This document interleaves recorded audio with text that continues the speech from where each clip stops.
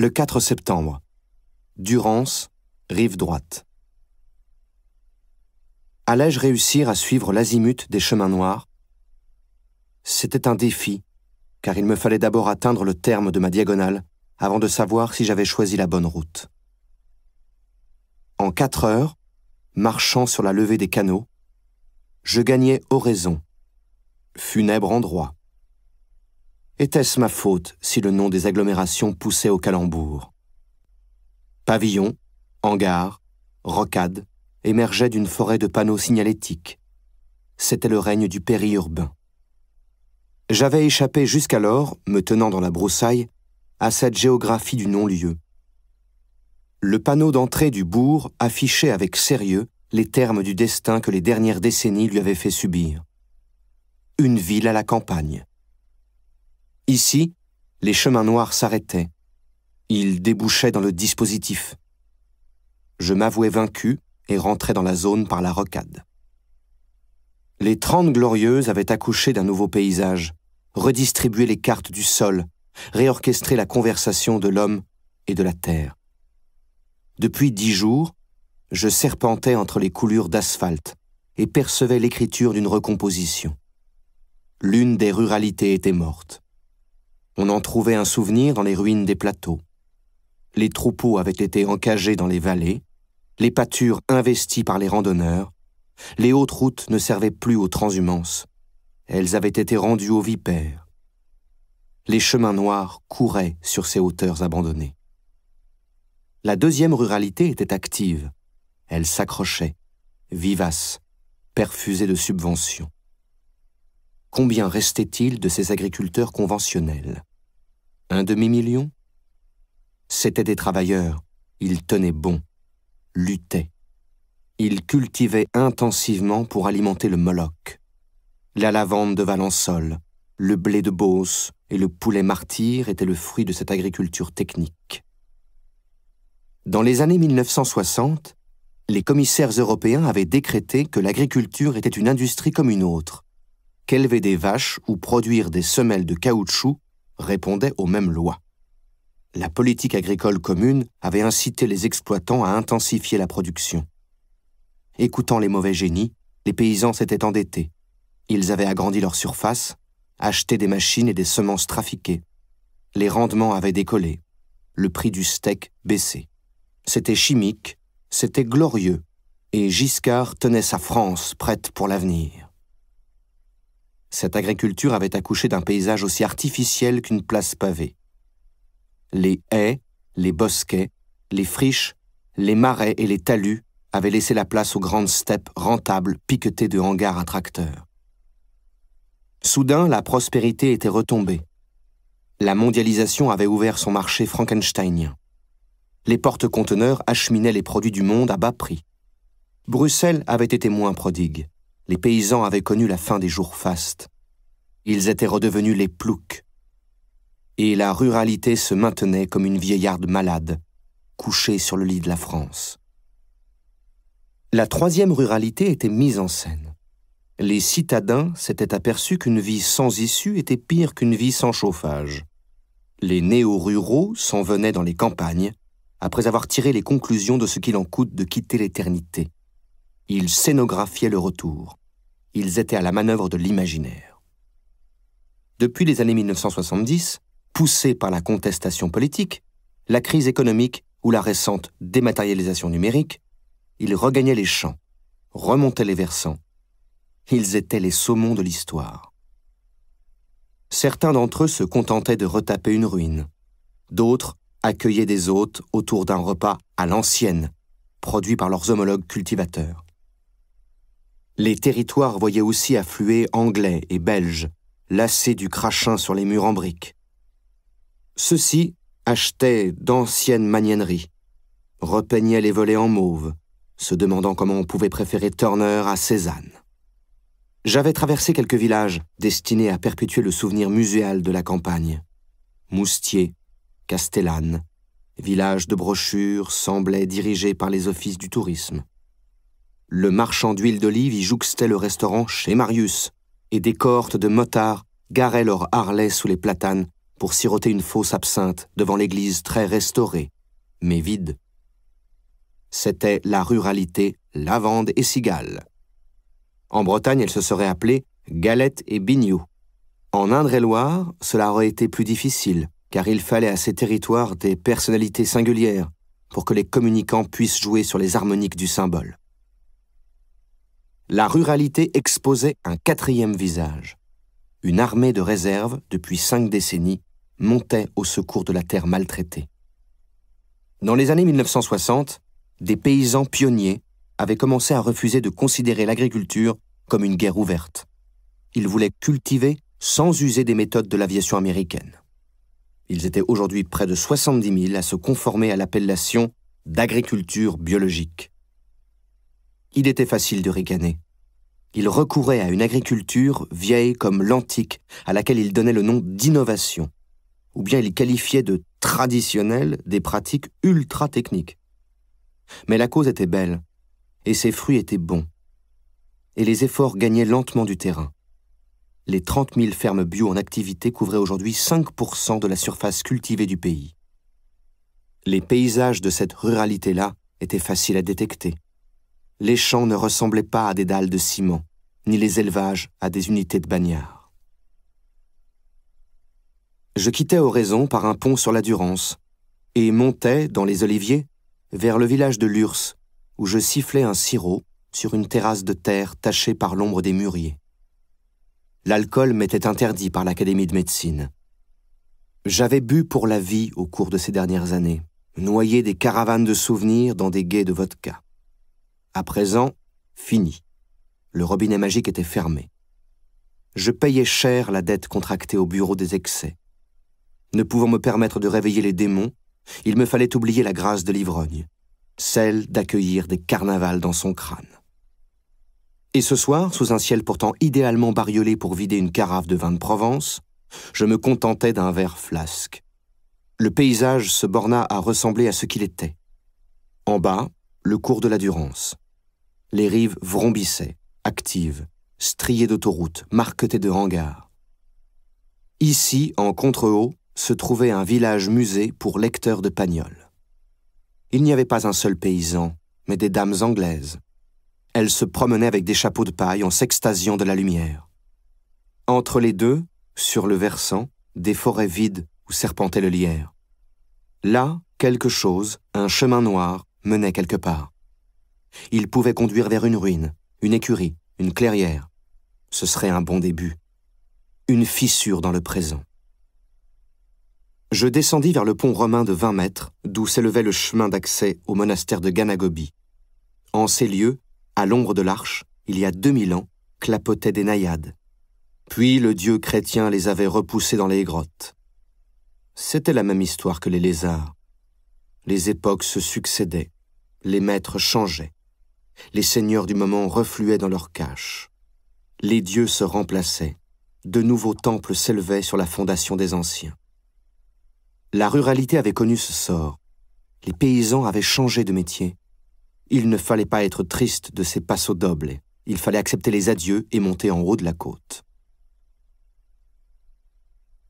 Le 5 septembre, vers la montagne de Lure. La nuit au monastère de Ganagobi avait été d'un bon secours. Les moines m'avaient gratifié d'une cellule plus confortable qu'un tapis d'humus. Les complis, le soir, sous la voûte de l'église, avaient l'effet des volutes d'opium telles que je me les imaginais. J'avais mangé la pâte noire, mais jamais tiré sur la pipe.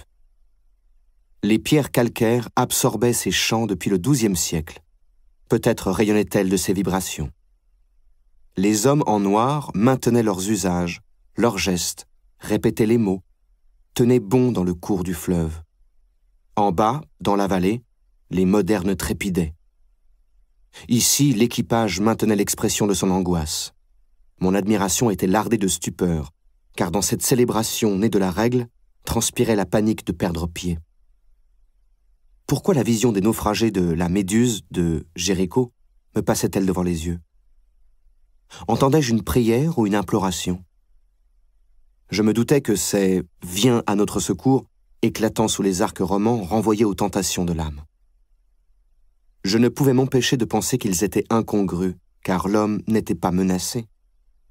En 2050, nous serions 10 milliards sur la Terre. Si j'avais entendu les bêtes des bois, des fleuves et des eaux appeler au secours, j'aurais pris au sérieux leurs suppliques. Cet après-midi-là, les moines organisaient une table ronde sur le dialogue interreligieux. Ils avaient invité à déjeuner un rabbin et l'évêque d'Alger. Nous étions attablés sous les mûriers de l'esplanade. L'heure était délicieuse. La Durance dénouait ses entrelacs dans l'or des limons. Le rabbin était entouré de sa garde prétorienne, composée de types baraqués, cheveux ras et vestes ajustées. On voyait dépasser les pistolets Glock quand il s'asseyait. En vérité, le dialogue interreligieux commençait mal. Je partis après le déjeuner, empli de reconnaissance pour les moines, mais tournant allègrement le dos à la beauté, l'éternité et la névrose. Je m'étais enrichi de 20 € au monastère, car une vieille dame, prise de pitié pour ma défiguration, m'avait glissé un billet. « Vous ferez dire une messe pour qui vous voudrez. » Et j'avais pensé à ma mère qui n'en aurait jamais demandé tant. C'était la première fois que ma gueule cassée suscitait pareil élan de compassion. Mon accident m'avait affligé d'une paralysie faciale, et ma grimace fascinait les enfants dans la rue. Même les chiens me regardaient bizarrement. Ma bouche, tordue, tombait sur le côté. Le nez était de traviole, la joue droite enfoncée, l'œil exophthalmique. Un freak, en somme. L'esthétique antique revivifiée par la Renaissance et le classicisme du XVIIe siècle m'affectait, car elle imposait les canons de la symétrie. Seule la déconstruction cubiste au début du XXe siècle avait corrigé l'impératif d'équilibre. Les portraits de Picasso consolaient les types comme moi, atteints de paralysie faciale. Les premiers signifiaient aux seconds que la vie peut s'accommoder de la laideur. Si j'avais vécu dans les temps médiévaux en plein rêve de Bosch, ma disgrâce serait passée inaperçue. Je repris la marche dans des ravins argileux, rythmés de vasques clairs et de talus crevés. Les ruissellements griffaient la terre, et les racines des chênes verts empêchaient la déperdition des sols. En m'écrasant, j'étais devenu sourd d'une oreille, et il m'arrivait souvent de perdre l'équilibre. Appuyé à mes bâtons de marche, je regrettais le temps où je vivais en entière possession de mes sens.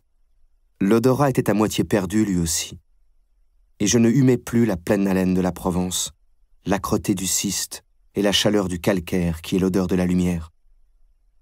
Le soleil dégorgeait ses vapeurs dans les arbres. Cézanne n'avait pas de mérite à avoir nimbé sa Provence de teinte bleue.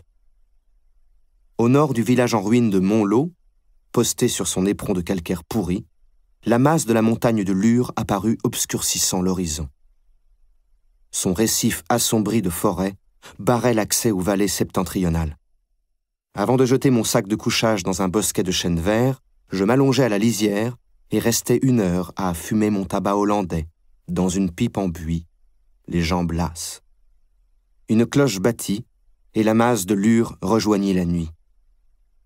En cette année du XXIe siècle, cela me semblait bon de pouvoir passer 1 heure sans rien faire, comme le petit personnage d'un tableau pastoral du XVIIIe siècle.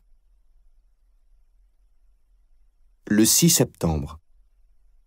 La montagne de Lure offrait la voie d'accès vers le pays du Ventoux. Il suffisait d'en gagner le sommet et de suivre la crête, plein ouest. Les hêtraies, déjà roussis, annonçaient le sommet.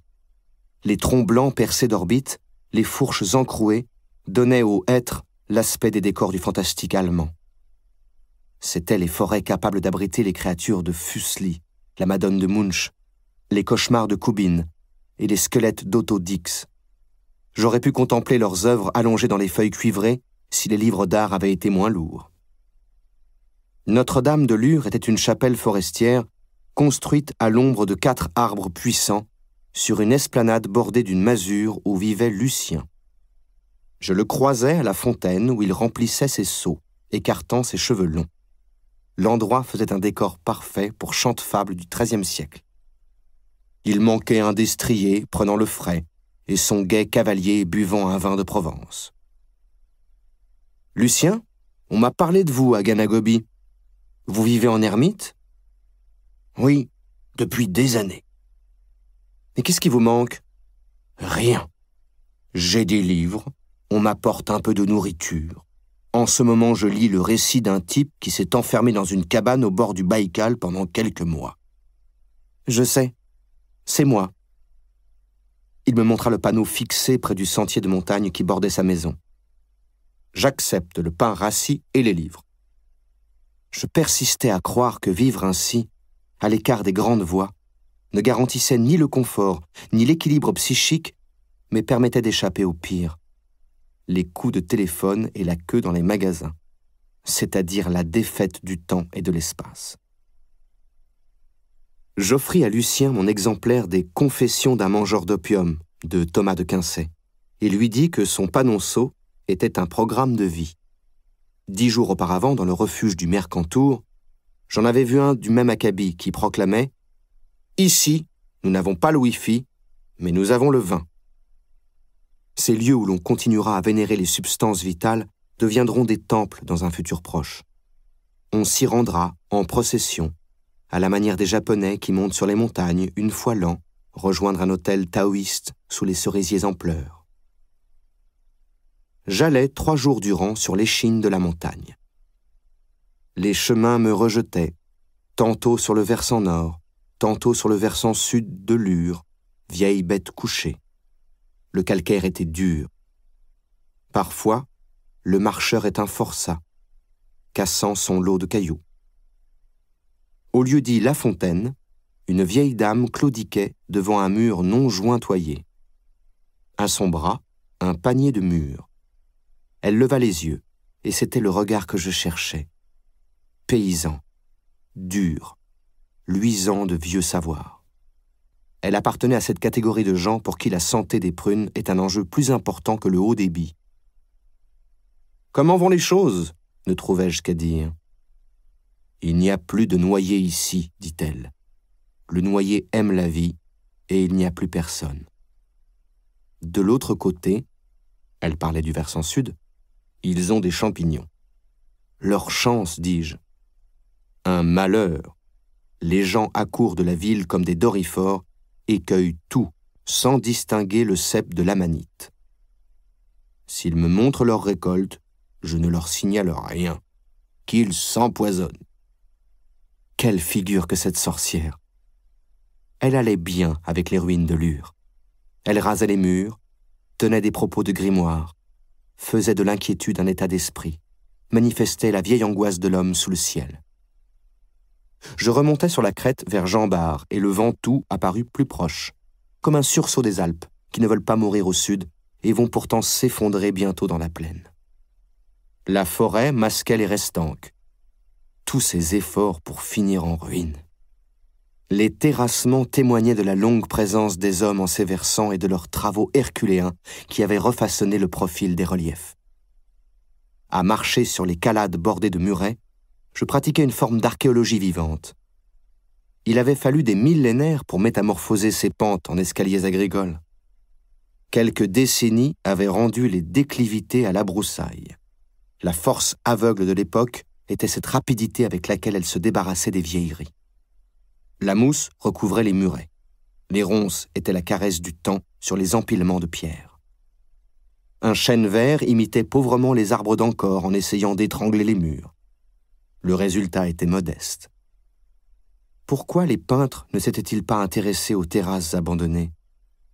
Il y avait là toutes les caractéristiques des vanités du XVIIIe. Au lieu du crâne humain, de sa fleur et de son sablier, on disposait de la pierre où rampait le lierre. L'appareil symbolique était différent, mais le message était le même. Tout passe. L'éphémère du mur de pierre était même un peu plus triste.